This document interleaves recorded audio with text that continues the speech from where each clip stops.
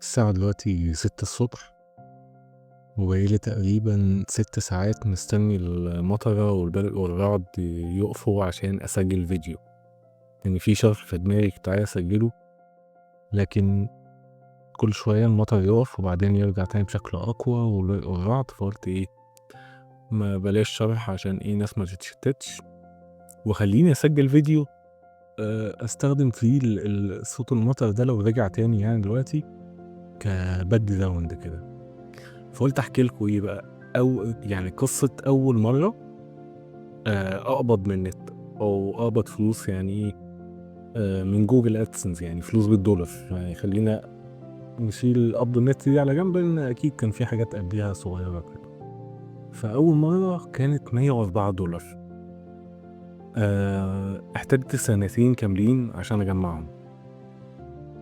خليني اقول لك اصلا أنا بدات امتى يعني. خليني اقول لك الاول برضو ان الفيديو ده بدون مونتاج بدون تقطيع، ناخد الفيديو بس كده زي ما هو كلام واحطه وزي ما تيجي بقى. انا عارف ان محدش هيسمع بس يلا يعني. انا بدأت تقريبا 2009 اواخر 2009، وكنت صغير جدا وقتها يعني.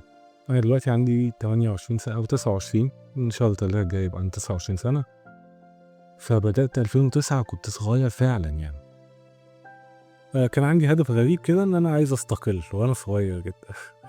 لكن قشطة يعني بدأت. كان في زمان شركات وتقول لك ايه، خش دوس على الاعلانات. يعني شركة كده عبارة عن شركة اعلانات، انت بتخش تدوس عليها وتكسب. قعدت كام شهر احاول يعني، لحد ايه، جمعت تقريبا 5 سنت. وكان نفسي اسحبهم جدا، لكن ايه، قفلوا الحساب. مش فاكر اسمها والله، انا كنت فاكره لحد وقت قريب بس ما اعرفش الاسم راح فين يعني في دماغي. فالموضوع فشل ذريع يعني. وطبعا كل اللي حواليا سواء اقارب، يعني اقارب بالاخص او اصدقاء، كانوا بيتريقوا على فكره ان انا مستني فلوس تطلع لي من النت. يعني ايه الموضوع ده. فاحبطت جدا، لكن كان انا شايف تجارب ناس، وشايف في منتديات وحاجات، ناس بتقول ان هي بتكسب كويس والكلام ده. فانا عايز اجرب يعني. انا قاعد على الكمبيوتر بفهم في الكمبيوتر كويس. فلقيت بالصدفه مدونه اسمها الخطه ادسنس. كان عاملها مهندس الكترونيات تقريبا او مهندس كهرباء اسمه امير عادل. الراجل ده كان من اوائل الناس اللي سجلوا في جوجل ادسنس في الوطن، في مصر، ما بلاش الوطن العربي، بتزعل ناس كتير. ف كان بيشرح ازاي سجل، وازاي قبض اول مره، وازاي كان في معاناه اصلا انه ياخد البين كود. البين كود دي حاجه كانت لسه لحد قريب جواب لازم يجيلك على البيت وتدخله عشان يتاكد انك شخص حقيقي وشخص عنوانه صحيح والكلام ده. فطبعا هو ما كانش ساكن في القاهره، كان ساكن بعيد يعني. مش فاكر فين بالظبط صراحه، لكن الموضوع كان معاناه شديده جدا عشان يوصل له الجواب ويروح البريد والكلام ده. تقريبا خد منه 3 شهور. والراجل استلم البين كود وقبض، وعمل مدونة مع الوقت بقى يشرح فيها تجاربه مع جوجل وشرح الموضوع كله. فقلت طب قشطة يلا بينا. عملت مدونات بلوجر كتير جدا. ف كان كل مجال يجي في دماغي اعمل له مدونة. ف ما سجلت في ادسنس، قعدت اترفضت، سجلت تاني اترفضت. الموضوع اخد وقت طويل جدا صراحة، اخد حوالي ممكن 8 9 شهور بحاول اسجل واترفض. لحد ما في يوم عيد ميلادي يوم 13/3 لقيت رسالة القبول في جوجل ادسنس. فرحت جدا. المهم معلومة كده على السريع، يعني ان جوجل ادسنس زمان مجرد ما عندك حساب خلاص انت ممكن تحط الاعلانات على اي موقع، مش شرط كل موقع يبقى له موافقة.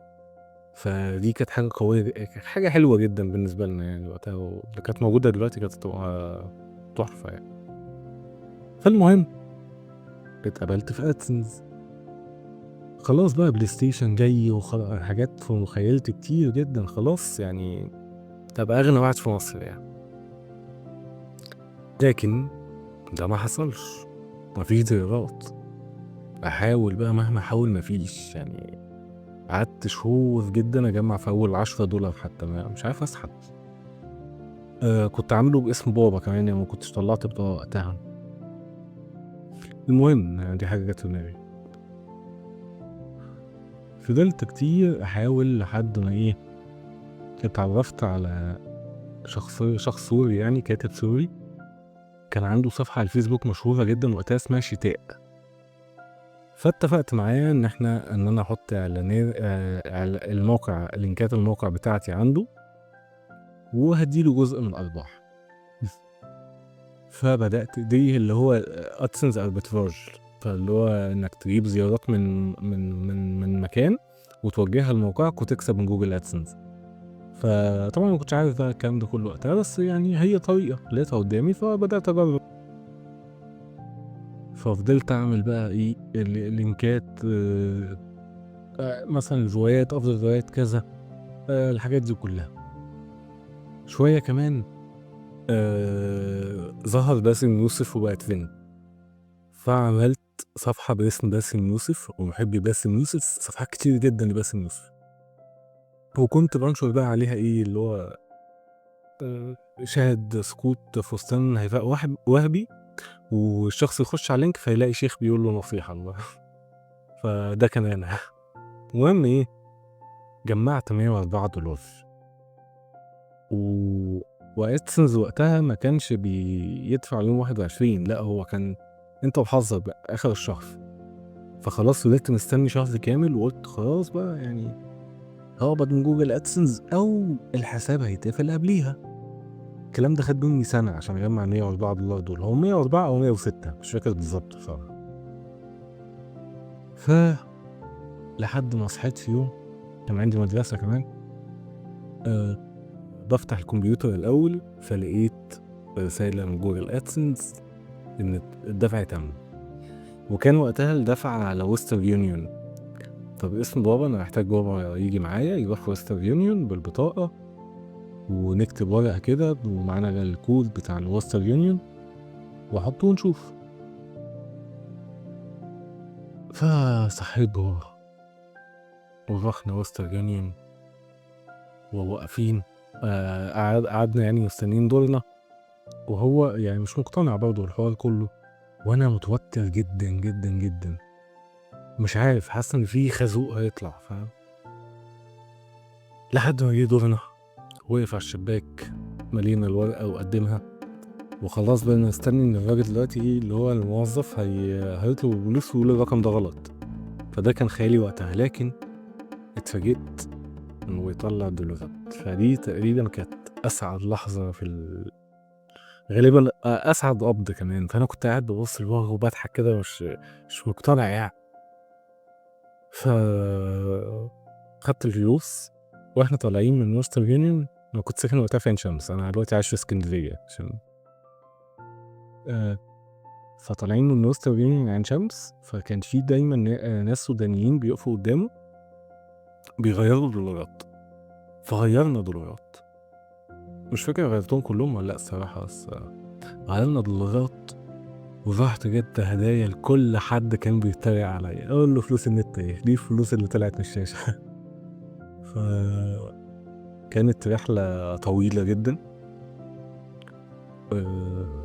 وبعدها بدات رحلات كتير بعدها في مجالات مختلفه اونلاين برضه، يعني اغلب شغلي في حياتي كان اونلاين. عملت حاجات بره بس التجارب كلها كانت اونلاين. ليه افتكرت ده دلوقتي لان القناه دي هي تقريبا تالت قناه اعملها او تاني قناه اعملها على اليوتيوب في اخر سنتين.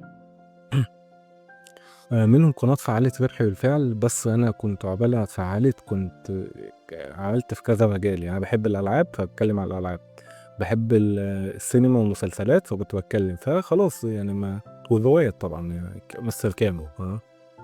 فلما القناة اتفعلت وخلاص، وهي وصلت دلوقتي 5000 مشترك بس مسجونة يعني. كنت خلاص الناس مش عارفة هو القناة بتتكلم عن ايه. انا كنت شارح فيها حاجات عن جوجل ادسنس وازاي تتواصل مع الدعم، وفي نفس الوقت جيم اوف ثرونز وحاجات يعني ميكس عجيب جدا. وعملت قناة تانية كنت بحكي فيها قصص، لكن برضه مكملتش، مع ان اول دخل كبير جالي في حياتي كان من اليوتيوب. ولا احكي في فيديو تاني بقى، ممكن بكفة ولا حاجة لو حد سمع الفيديو ده يعني. فبس كده بقول الفيديو ده عشان اقول لك واقول لنفسي ما تيأس، والطريق طويل لكن بعد اول $104 دول كسبت كتير جدا والله، كسبت اكتر من اي شغل كان ممكن اشتغله. اي نعم خسرت كتير برضه، لكن متوازنة، الموضوع متوازن يعني، كنتش هخسر فما كنتش كسبت. فما تيأس يا صديقي، كمل حتى لو الطريق طويل. الفرحة بتاعت أول قبض، أول دفعة، أول نجاح بتعوض ده جدا يعني. بقول ده كمان بعد سنتين تقريبا من فشل ذريع جدا. مش عارف المفروض ده أقوله هنا ولا لأ. بس أنا بقالي سنتين فعلا بحاول. فبس كده، بس كده تياس. نتقابل تاني بفيديوهات تانية، شروحات تانية. في شروحات شروح مهم جدا جدا جدا لأصحاب المواقع، هينزل خلال اليومين الجايين إن شاء الله. وفي شروحات الناس اللي لسه بتبدأ، حاجات بسيطة جدا بتقدر تجيب منها دخل أونلاين سريع. فتابع إن شاء الله فيديو قناة بوك، اشترك في القناة واشوفك في الفيديو الجاي. سلام.